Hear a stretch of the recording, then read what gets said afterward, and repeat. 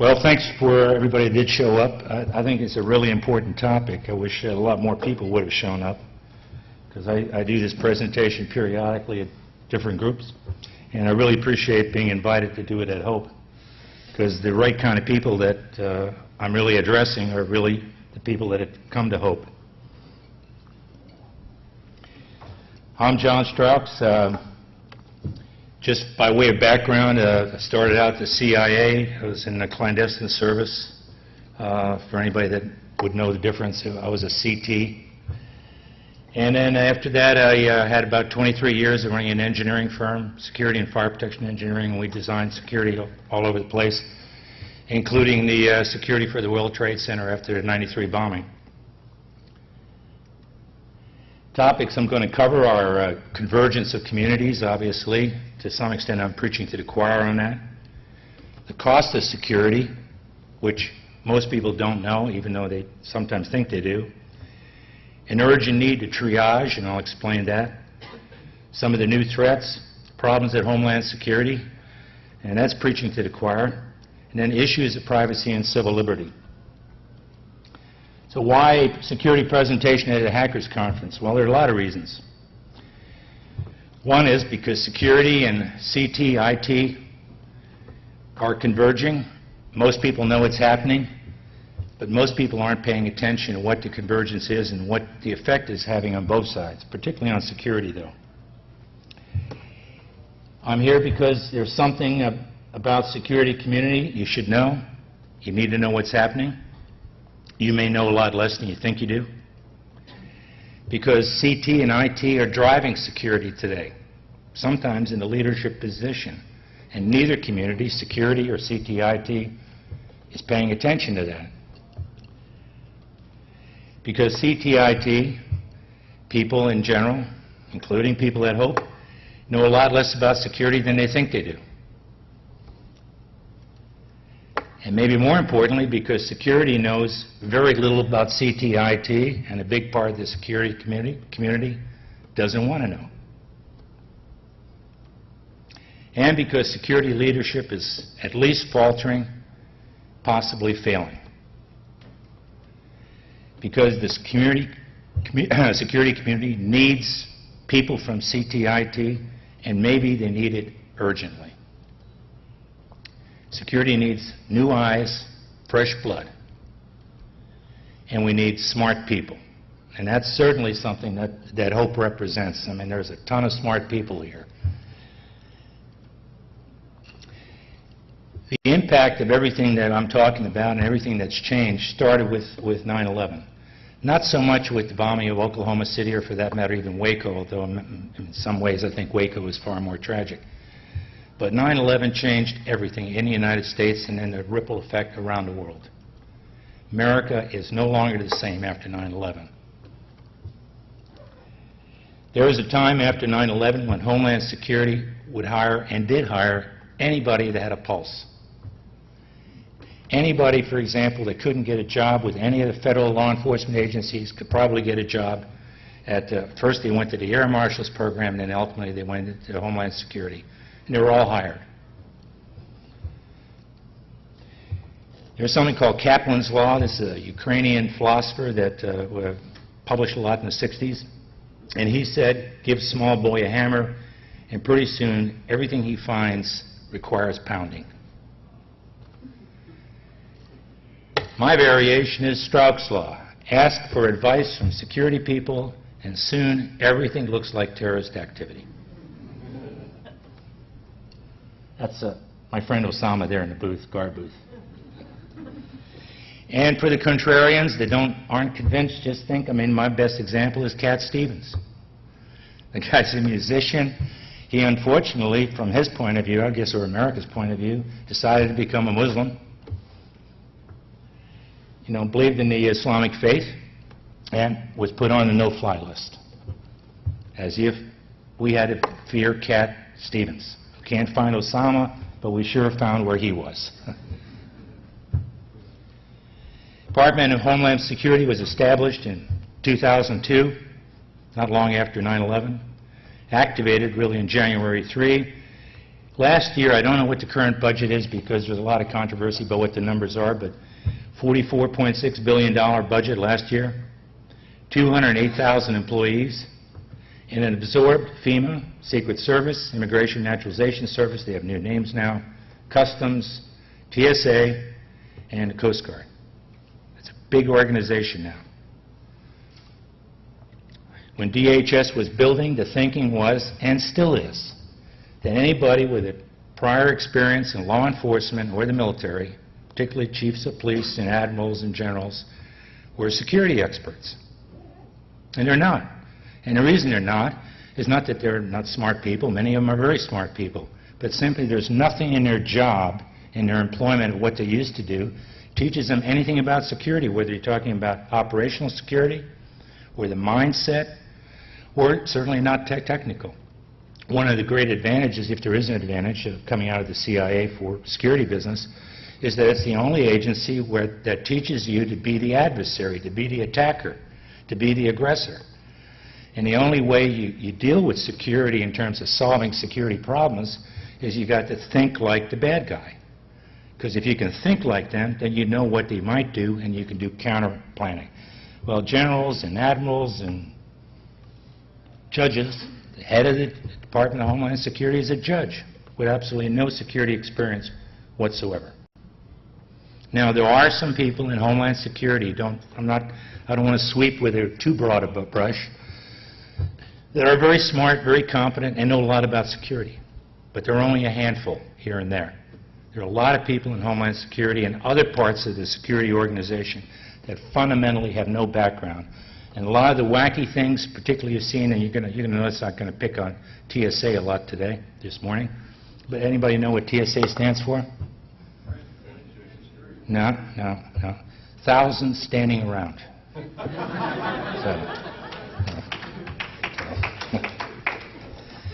They have a mindset problem, and they illustrate that problem, and I'm not picking on them to be critical in a destructive way. I'm picking on them to be critical in a constructive way. Because if we understand the problem, you can solve a problem. But if you don't pay attention or act like there's no problem, nothing gets all progress occurs through conflict. An LAX terminal, TSA employee at Los Angeles airport tripped over a power cord. She was interviewed afterwards. I mean, all the details of what happened are very clear. Now, for reasons I still can't explain, nobody noticed for quite a while, I don't know what a while is, that the walk-through metal detector wasn't working anymore. I think it'd be pretty obvious, because there's a little lights on there that tell you what the sensitivity is. They're almost always tuned to be able to pick up 5 nickels stacked, nickels being non-ferrous, 5 nickels, that's the sensitivity they strive for. Anyway, somebody in a supervisory position saw that all of a sudden the metal detector hadn't been working for a while, so they cleared the entire terminal. Made everybody leave. Everybody had to come back through security again, huge lines outside. It was on the local news. And hundreds of people missed their flights. I mean, I don't know what the effect on America was, the economy, people missed meetings and so forth. With the theory, with the thinking that somehow a terrorist might have caused this woman to accidentally trip on a power cord and pull out the power cord. Somehow, I don't know, mind control, or I don't know what they're thinking with. The problem was that they don't think about judgment. Government process, and I'm talking about not just American government, almost any government in the world, the process is people are instructed, demanded to follow rules. They're discouraged and sometimes even punished for applying judgment. And the problem was at the LAX terminal, nobody wanted to apply the judgment of saying, this is ridiculous. Plug it back in and just keep on going. They wouldn't do that. Another example of the mindset problem is I hear a lot of people tell me all the time that, well, we got some really good people in place. Like I said, there are some really top-notch people in the organizations that know what they're doing. They'll fix it. Well, my counter to that is if anybody here has ever thought about the airplane toilet. It's one of the worst designs, particularly for a toilet, anywhere on the planet. And the airplane toilet has been like that since airplanes were used to carry people. And it still is, and there's no sign it'll ever change. So given enough time, don't count on the fact that everything will be done right. I'm not going to spend a lot of time on the convergence because most of you know what the convergence is, but just to refresh everybody's memory, and this is a tiny list compared to what the convergence is. Everything's obviously going to digital. IP networking, particularly for video, is, in fact, when you buy a video camera today, whether you're going to IP network it or not, it's ready for IP networking. It's built-in standard. In fact, a lot of the sensors now are IP or at least networkable connections. Internet-based service, for example, is very common. Video resolution is going up and up.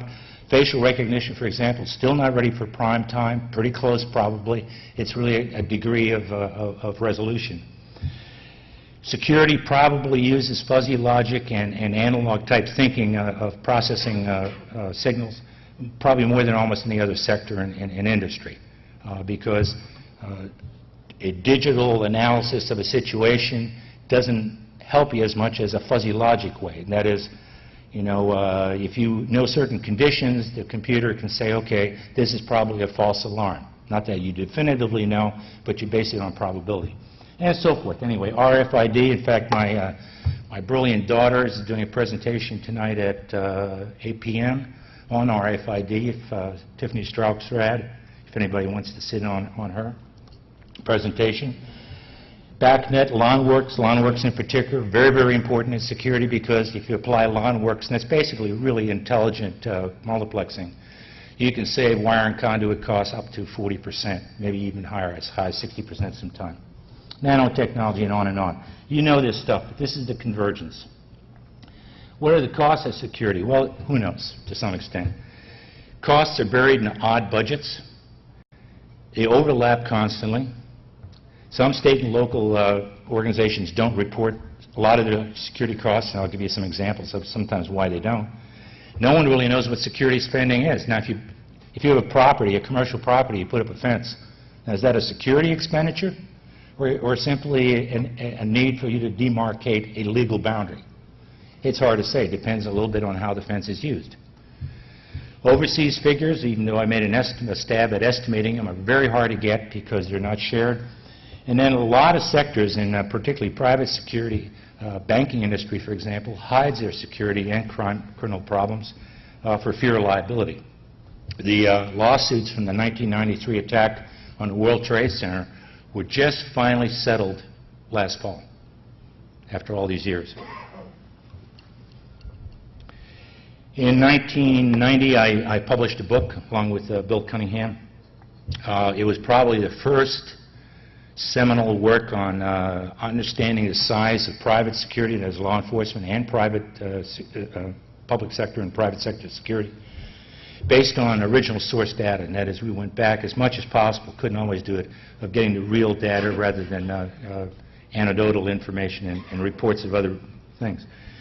We need today a vital requirement to update the information, because we really don't, since 9/11, we have no idea what the size of security or law enforcement is.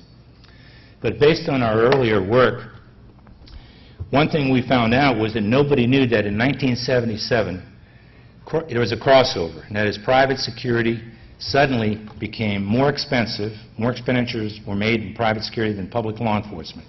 Nobody realized that.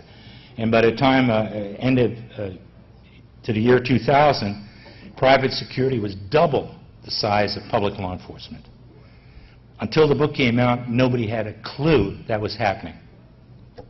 But that was year 2000. 9/11 came along. I don't know what happened for sure, but this is what I think happened. I think it crossed over again. And public spending for security, and I'm using the broadest term for security, is probably crossed over and is higher than private security again, and maybe much, much higher. The Congressional Budget Office made these estimates. I think they're extremely low, and again, they're confused because there's an overlap problem. White House recently, as of I think last year, estimated the U.S. is spending $100 billion a year on Homeland Security. Well, I know that can't be true because our own book, our own study, we determined it was $103 billion in the year 2000. So it doesn't make sense it's only $100 billion today. What I think the figure is this, and this is a conservative estimate. I think it's at least $300 million a year, billion dollars a year. It could very easily be $400 billion or $500 billion. Nobody has done an analysis yet of those costs. The bottom line is, right now, nobody knows what the cost is, except that it's really, really high. Right now, and I think these are astounding figures. If you're talking about our legacy, particularly to our kids, right now we're at a rate of spending $1 trillion every 3.3 years on security, if you consider the global war on terrorism. With Iraq, we're spending $1 trillion every 2.5 years. $1 trillion.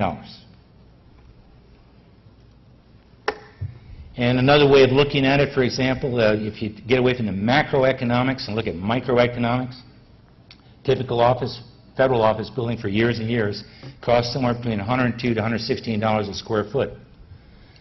State Department facilities have been running and still run. They actually ran higher, but they brought it back down, $450 a square foot.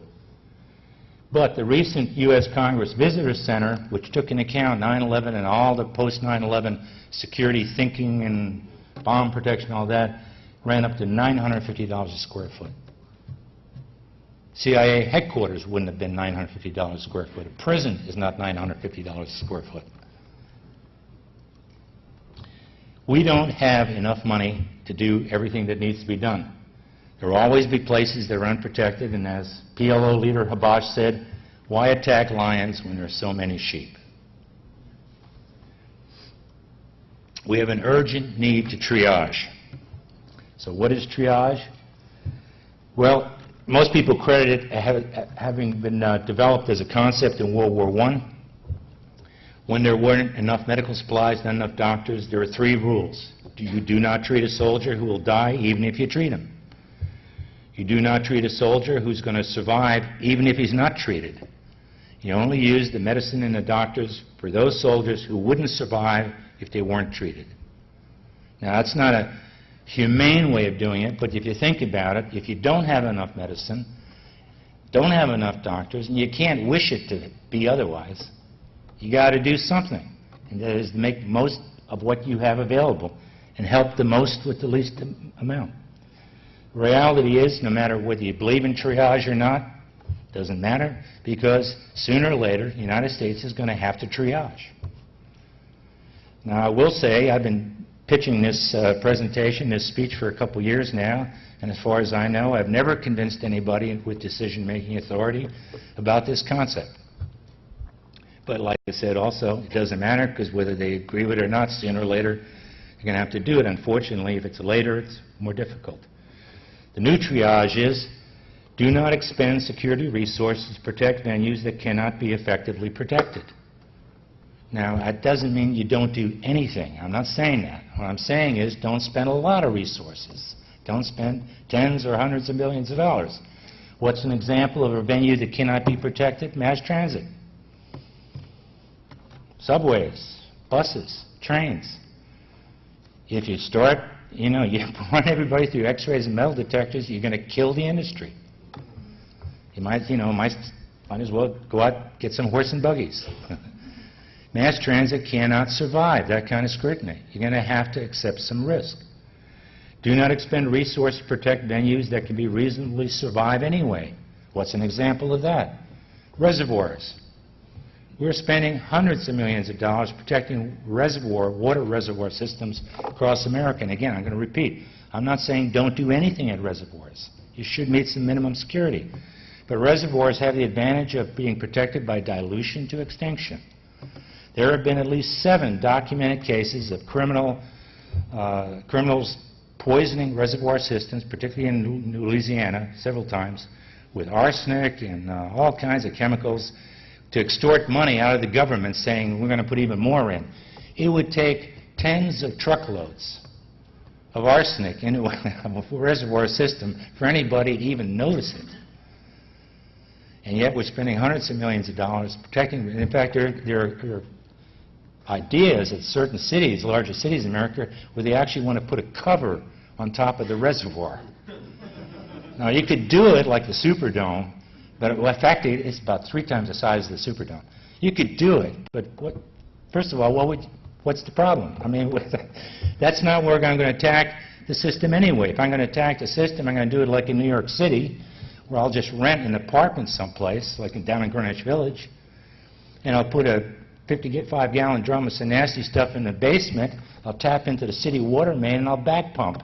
And why? Because all older city systems have no backflow preventers. They didn't exist when these water systems were put in. So all you do is have more pressure than the city pressure, and the stuff will go into the water main and be distributed downstream.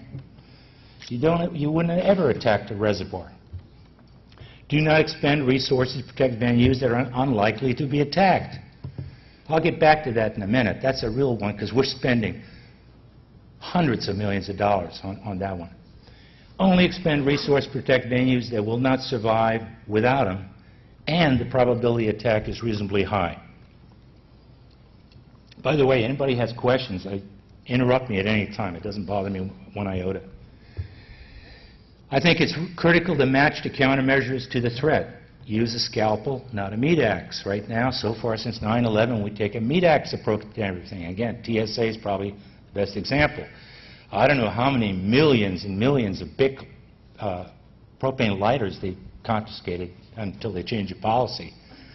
You know why they changed the policy? Decided it's okay? Pardon? No, you're getting too sinister now. The reason was they cannot find matches. They can't find paper matches. So if you can't find a paper match, why are you worried about the big lighter? I mean, they both have little flames.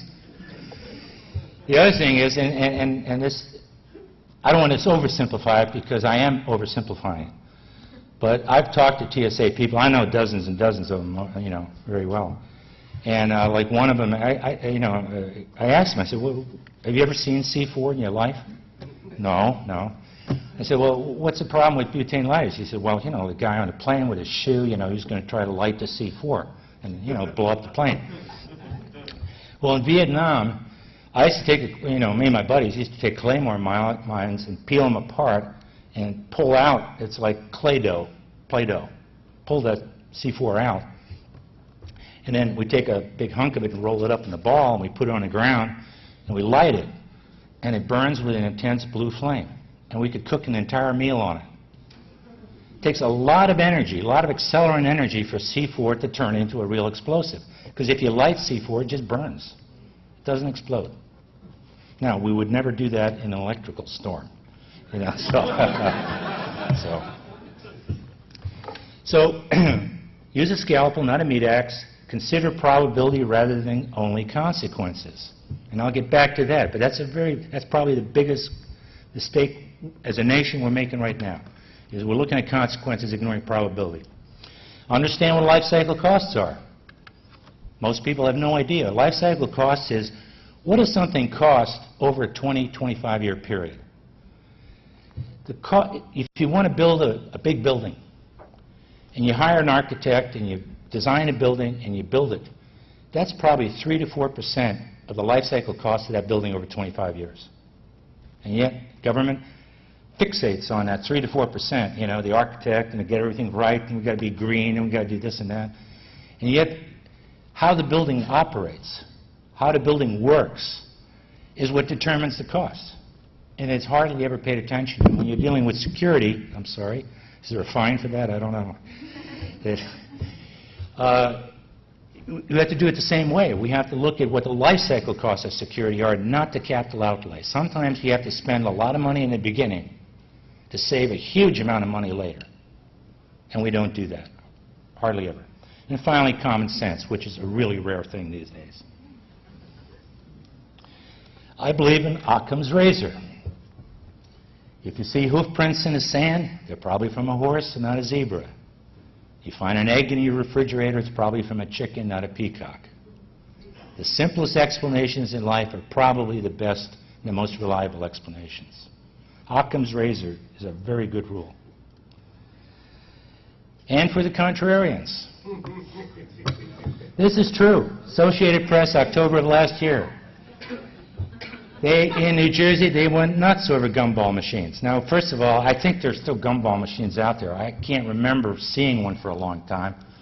But I guess there's some places that they want to get rid of your change in your pocket, they put them out. How many other better ways, if you're a terrorist, to attack America than to poison our gumball machines? And yet, they passed that resolutions. Oh yeah, I mean, children's a holy cow. I wish it would have been the same thing would have been said at Waco. Bomb attacks remain significant. Now this is, I love Maine. My daughter lives in Maine. I raved about Maine so many, I live in Virginia, but about it so long. I went there for my own mental therapy after Vietnam. I just love the state. Anyway, I was shocked to see Susan Collins, the senator from Maine, published in a local paper. I actually, last year I ran a security blog for a while, and I finally dropped it for lack of general interest. But I wrote a big blog on this one, was that in her bill, she got money for little places in Maine to get bomb squad materials and all this anti-terrorism crap. And then my last point is, if you're going to kill yourself for God, are you going to do it in Fort Kent, Maine, or are you going to do it in Manhattan? Considering you only have one life to give up. And how many here know where Fort Kent is? Anybody know where Fort Kent is? All right, one person. It's right on the Canadian border. Just got terrible floods there recently. No terrorist is going to go to Fort Kent, Maine to blow them up. It's a huge waste of money. I wouldn't give Senator Collins a nickel for anything in Maine. With one exception. Terrorists did go through Portland Airport before they started 9/11. And maybe the jet port in Portland, I'd make their security a little better. But poor prioritization from Homeland Security, I mean, you can read for yourself. It's legion. It makes no sense at all. I mean, to this day, all my data is about a year old. Unfortunately, it's hard to get new data. It doesn't make any sense. Right now, at least as of a year ago, they had identified 77,000 targets in America. In reality, I could probably narrow that list down to 20. If you think about it, put yourself again in the shoes of the terrorist, particularly if you're going to die. You're willing to die for it. What are you willing to die for? You're going to die for a symbolic target, like hitting the new World Trade Center, or something not as spectacular as Sears Tower, someplace, where you're going to kill a lot of people and do something. But, chemical plants, I mean, chlorine is not going to kill a lot of people. It'll kill people, but not the kind of numbers that they're looking for. Yes, ma'am. Sir. Oh, I can't see. Sorry. You mentioned that public transportation is not one of these targets, but we've seen evidence of it in other countries. Yeah, Japan, yeah. That was a local homegrown group. It didn't work well. Yeah. What I'm saying is that no matter what you try to do, it's not going to do much good. Again, I don't say don't do anything.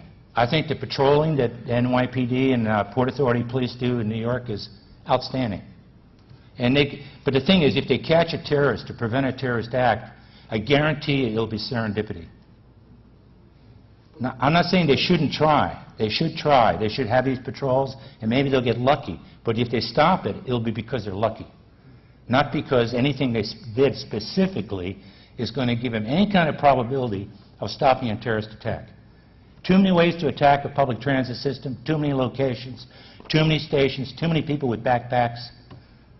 And if you screen everybody, you're going to kill the system. Right. The last two attacks in Europe were public transportation. Yeah, London. Yeah, and Madrid. What I'm saying is then tell me what they should have done to prevent those attacks. I'm not saying the attacks won't occur.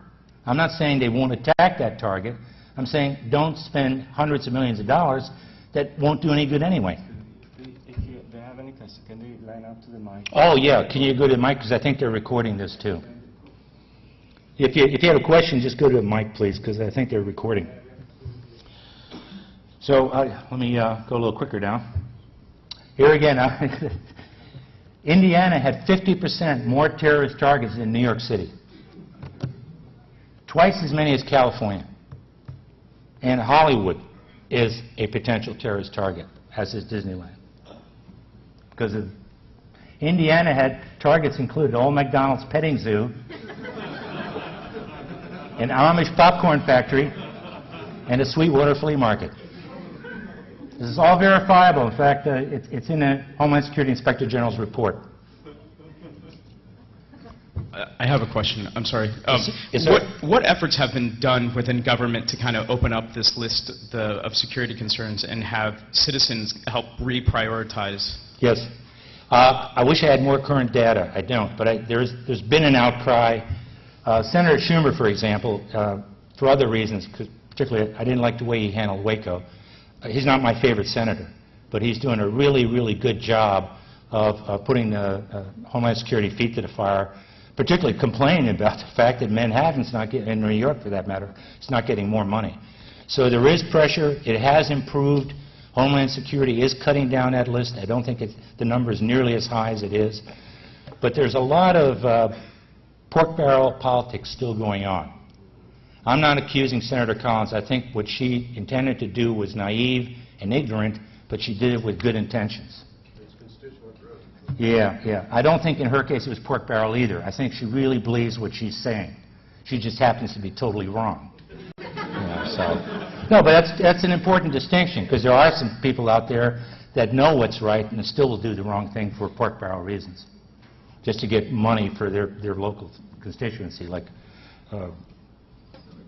Byrd out of West Virginia was probably the king of that stuff. He got federal agencies built in West Virginia. It's costing people a fortune now with gas prices high to commute. But anyways, Senator Schumer has done a really, really, really good job, and others, and it is improving, and they are taking the Amish popcorn factory off the list and so forth. So, I'm not going to. We're going to run out of time, so I'm not going to go through quickly. But for example, police dogs in Ohio had Kevlar vests. They had bulletproof dogs. Mason County, Washington bought radios that were incompatible with all the other frequencies they were using. That, by the way, is still a problem. D.C. government used Homeland Security money to tow cars because big source of their income is parking fines. So. All right, what are the new threats? I'm just going to touch on these because here again I think I'm preaching to the choir, certainly in the latter part of this, but I'm a big believer. This is one of my favorite books. It was written 500 years B.C. Sun Tzu. You know the enemy, know yourself. You need not fear the result of 100 battles. If you know yourself, not the enemy, every victory gained, you will also suffer defeat. If you know neither the enemy nor yourself, you will succumb in every battle. And we need to think about the art of war when we're developing some kind of concept of Homeland Security. We need to understand risk. I testified at several times at Congress. This particular case was about closing a Pennsylvania Avenue. I was against it. I was testifying to keep Pennsylvania Avenue open. Secret Service won, I lost. But I was sitting next to the head of the Secret Service, and he was explaining to the committee all the things they were doing to protect the building we were in at that moment. And they are in progress, so they had fixed up 2 of the 4 sides. And then Senator McCain, maybe President McCain, stopped him.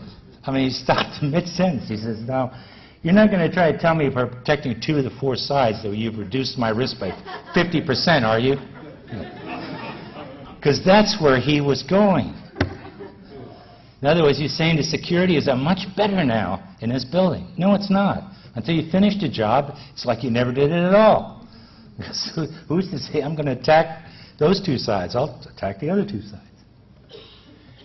We have to think about the unthinkable because generals, in particular, generals, plan everything based on the last great war they can remember.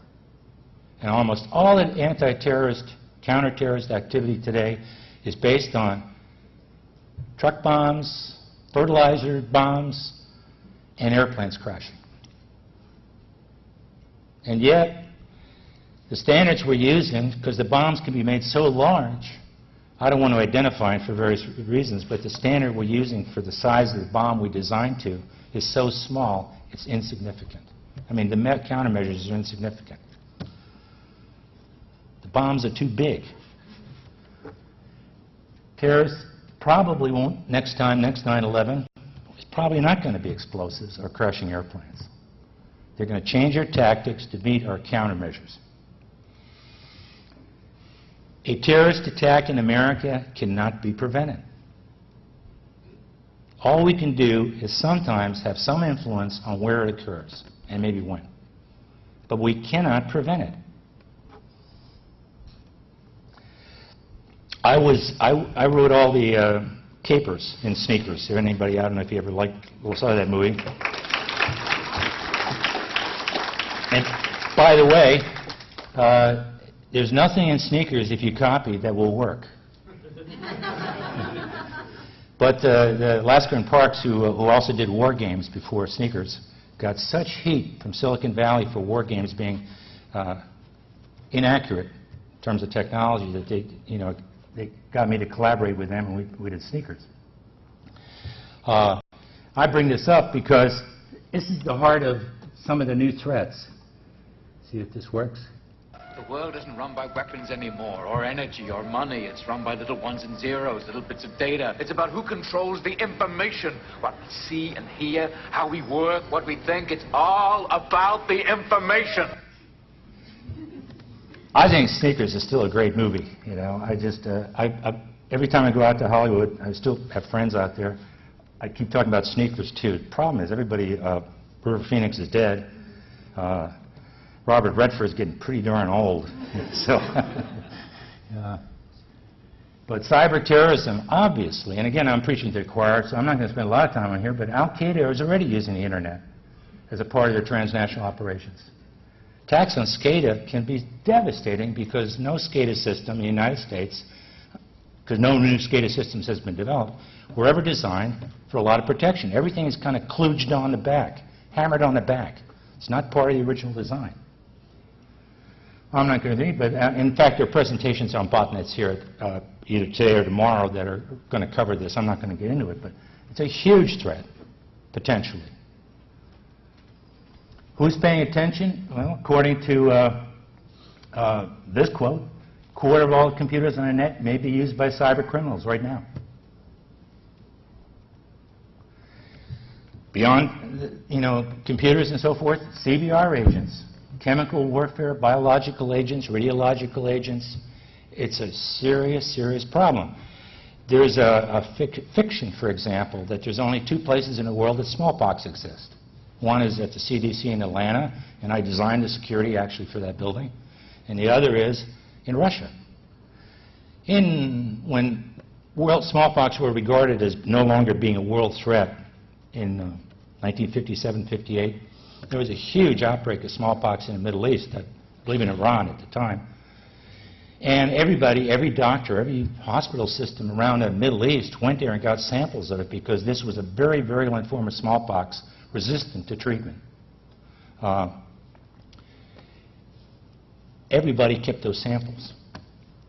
And it wasn't for chemical warfare reasons. It was if there was another outbreak, they needed the samples so they could work on some kind of antibody for it.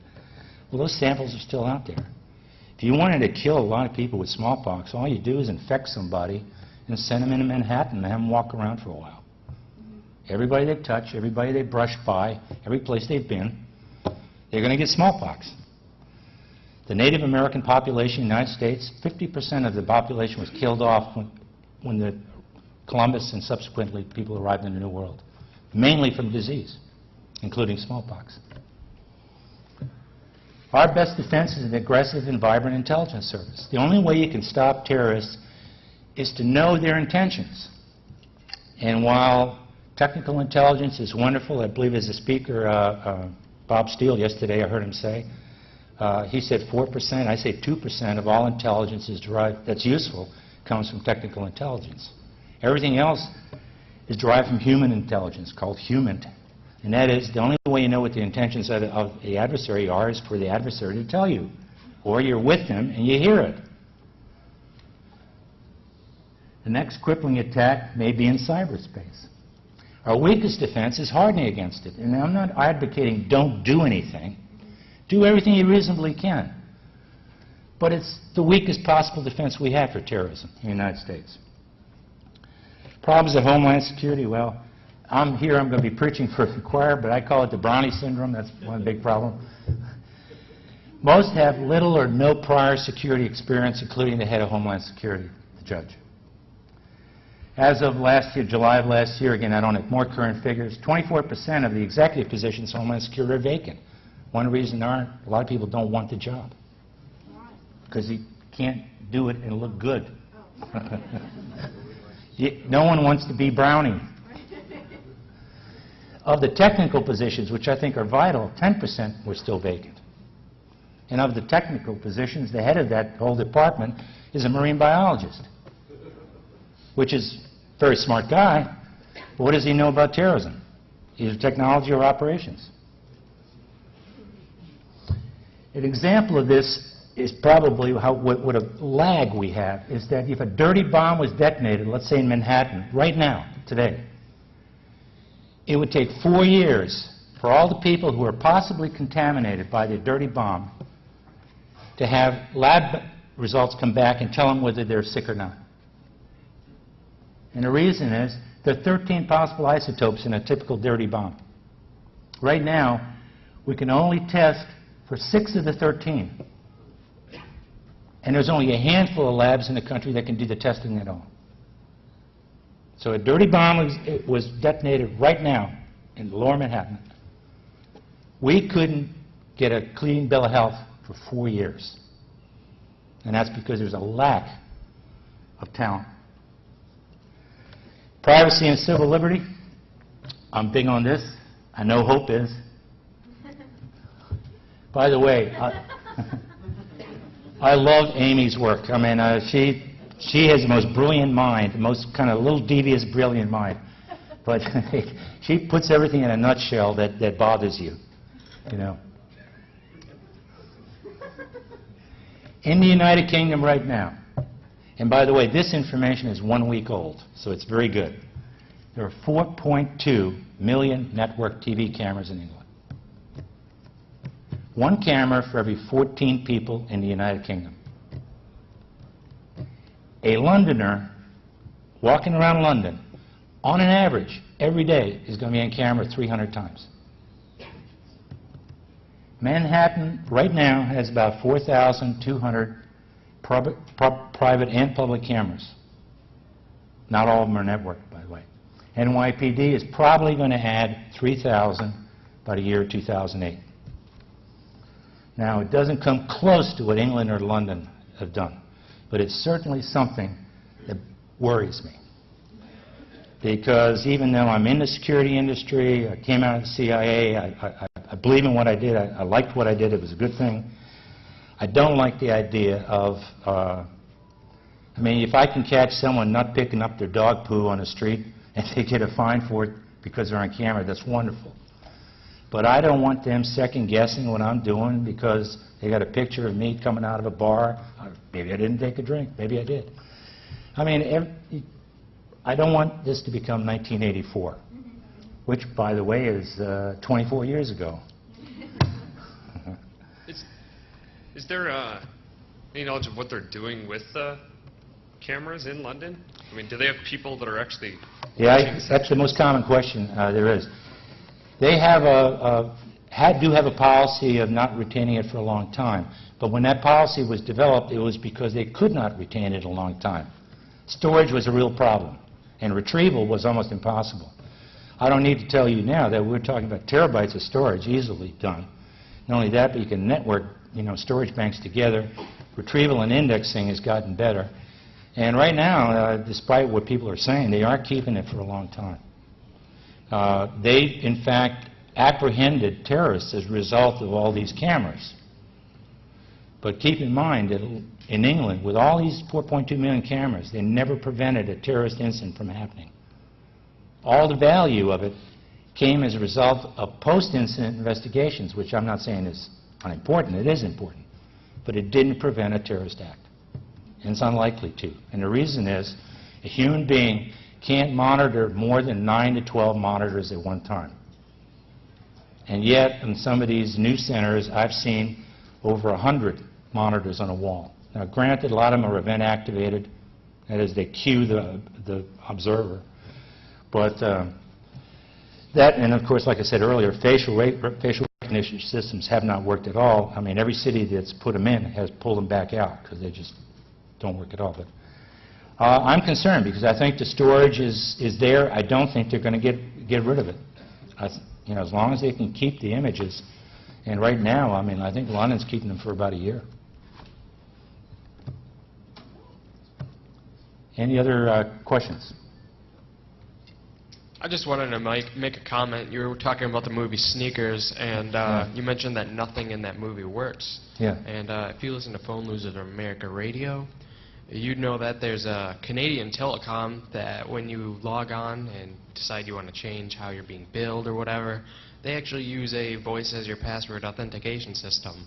And it is vulnerable to the little attack, even if you have lots of different voice levels or anything like that. Let me give you an example, though. When they contacted me to work on Sneakers, I said, I don't want to make a training film for little criminals, So, for example, there's one scene when Robert Redford's going to sneak into this one room and take some stuff. And he walks really slow, Well, it's never quite clear in the scene what kind of sensor is being used. There's a presumption it might be a passive infrared sensor. What you're actually seeing on the screen is one half of a active microwave sensor. Anyway, River Phoenix is down in the basement, bringing the room heat up so that it matches body heat, if any of you remember the movie, And he's talking to Redford over the phone. He said, okay, 98.6, match, Well, if you think about it, what does a passive infrared sensor see if it was on the wall? Does it see 98.6? That's internal body temperature. Now, if you're doing an autopsy, you might get 98.6. But the proper temperature would have been 89 to 91 degrees. So I made it deliberately hotter. But the interesting thing is we tried to premiere it at the American Society of Industrial Security Convention that was coming up in September. And they showed it there for free, anybody that wanted to see it. All these security people, and I had dozens of security people came up to me and said, John, you shouldn't have done it. Gave away all those secrets. Well, I didn't say anything, but my mind's saying, you idiot. So, anyway, any other questions? But if not, I appreciate it. Thank you very much for giving me the opportunity. Thank you. Appreciate it.